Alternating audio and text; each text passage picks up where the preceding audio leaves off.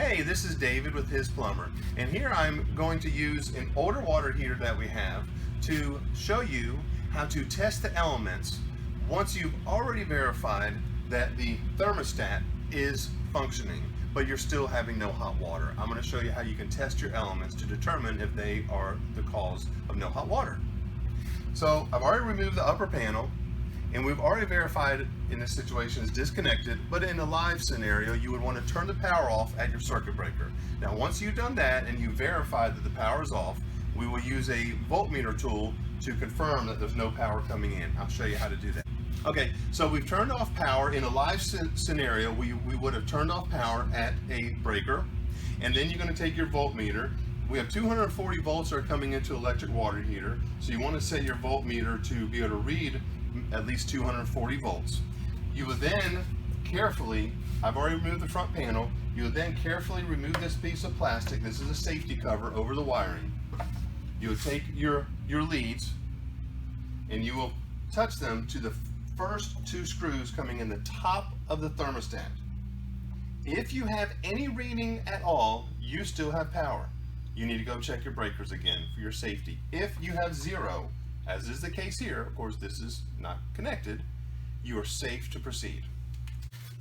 Alright, now I'm going to check the continuity, but before I do, I first set my voltmeter into a continuity position. In mine, it's on the very bottom and looks like little sound waves right there. And you can touch the leads and you should hear a beeping noise. So that means it's in continuity mode.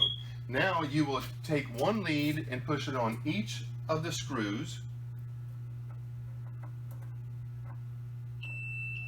And you hear that noise? That means that that element is getting continuity. Ordinarily, that would mean that it is a good element. There are times where it might still be bad.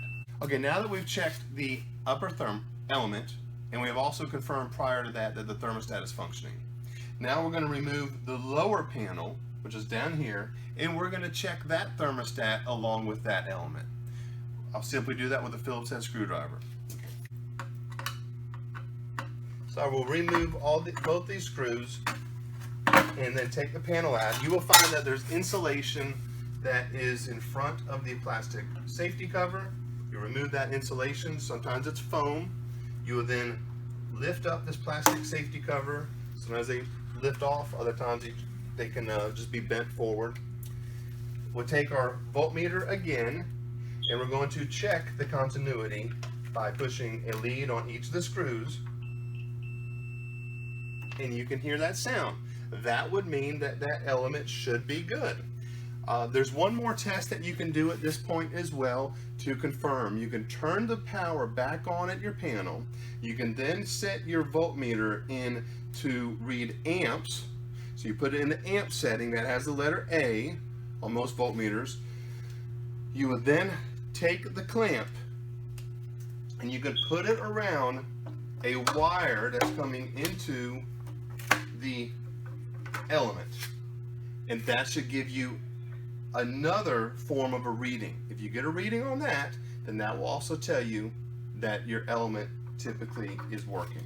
If you're ever uncertain of how to do something like this and you don't feel confident about your safety is first, always call a licensed professional plumber to make these evaluations in the repairs. Again, I'm showing you a demonstration on a unit that is not hooked up. The main thing to always remember is you want to test your power coming in before you do any of the things that I just showed you in this video. You want to always know that your power has been turned off when you're testing it with this in the manner that I showed in the video. Thank you so much for watching, and please look at some of our other videos that we post.